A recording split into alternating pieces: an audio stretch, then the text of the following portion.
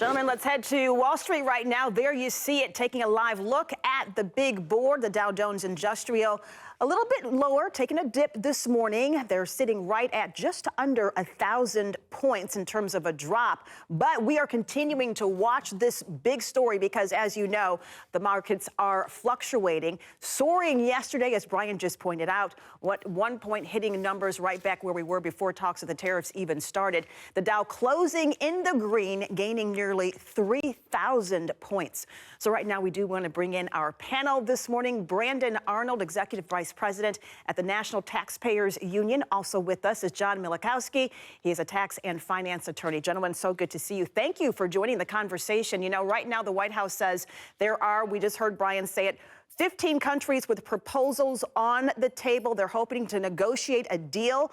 Trump saying in negotiations like this, you have to be able to pivot. So others are saying that his back and forth message is confusing, and some small business owners say it's hurting them. We actually saw him talking about this at the White House yesterday with some of the champions from NASCAR, from IndyCar. Roger Penske had some of his cars out there. That's another sector that gets impacted by tariffs when you talk about auto parts. But your reaction to where we stand this morning. John, I'll start with you.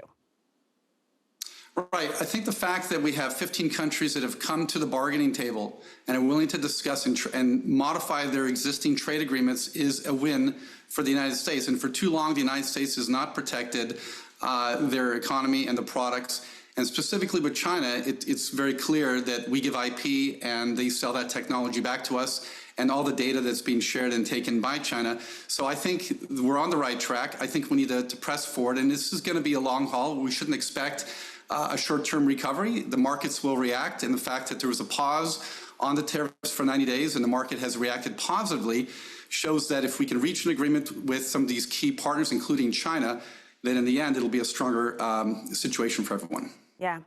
I want to go to you now for your reaction to that. You know, a lot of times in these conversations, people do forget about intellectual property and the fact that that affects just about every single industry in the long term. And China's been doing that to us for decades now. So, Jeff, your thoughts on where we are this morning? Well, I think we need to reach a situation where we can drive down tariffs across the globe. And if this is what produces those gains, then that's great. But of course, we've created a lot of market disruption along the way here. We have seen stock markets drop considerably. But more importantly is that uncertainty that American businesses are facing right now. A 90-day pause is good, but people aren't going to make a lot of investments in this economy if they're worried that back in 90 days, they're going to have less access to international markets, if they're not going to be able to source the materials, the raw materials, the intermediate goods that they need for manufacturing and to run their businesses. So we need some certainty. We need it sooner rather than later if we're going to see the economy really take off. You know, Brandon, let's talk more about that uncertainty. We have seen the roller coaster in the markets the past few days. Of course, playing the stock market is a long-term game, but there's a big question on the table. You know, was this part of the plan from the beginning, specifically to isolate China and all the destruction that comes there and give the U.S. more of an upper and even hand here? Or was this gamble even worth it? That's a question that a lot of people are asking this morning when it comes to the strategy of this. Brandon? Yeah, it's hard to know what the strategy was. You know, President Trump keeps his cards pretty close to his vest there. But at the end of the day, we have increased the likelihood of a recession in this country and a global recession as well.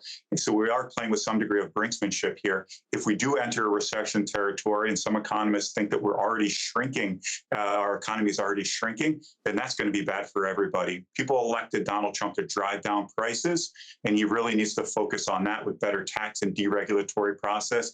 The high stakes game that we're playing on trade right now could very well end up backfiring, which is why I really want to see some resolution sooner rather than later. Yeah. And Jeff, we heard yesterday it was revealed that during some of these inside talks, the president actually used the word depression, not wanting to force this and push the country towards that D word, a depression. Do you think that played a big role in what we saw play out yesterday?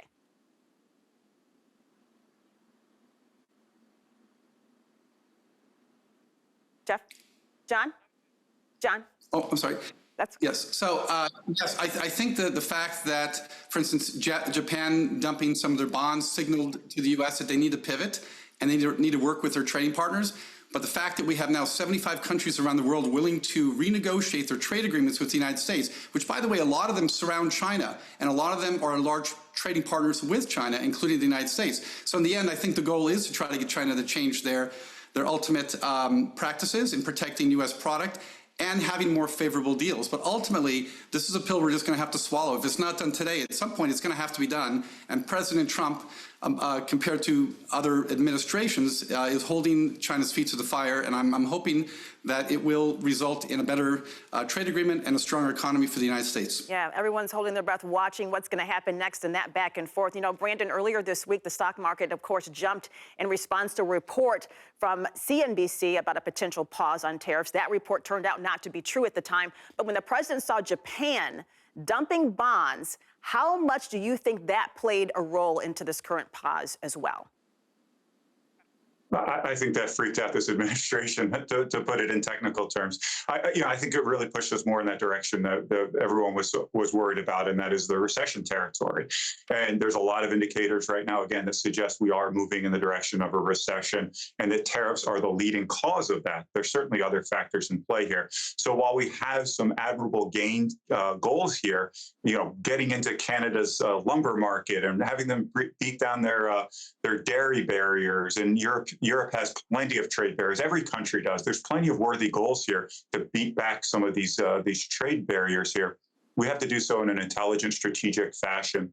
And I think coming out with the amount of bravado and picking a trade war with the entire globe simultaneously really rattled markets, it rattled investors, and it pushed us in a territory that was pretty dangerous. And hopefully we're moving away from that into a more strategic approach to getting some really important wins across the globe. Yeah. Now, I know neither of you has a crystal ball, but John, I'm going to ask you very quickly because we're out of time. What do you think happens next? What's the next move? Well, I think this is a very good strategic move, and I think a lot of the countries around the world will sign new trade agreements with the United States, and eventually China's going to be forced, their hand will be forced into making concessions with the United States as well. And let's not forget, China is an exporting country. They have a surplus. They're selling more products than they're buying from the United States. So ultimately, they're going to be forced into having to make a better deal with the United States. All right, we'll leave it right there. Brandon, John, thank you both for your insight this morning. Appreciate it. Joe?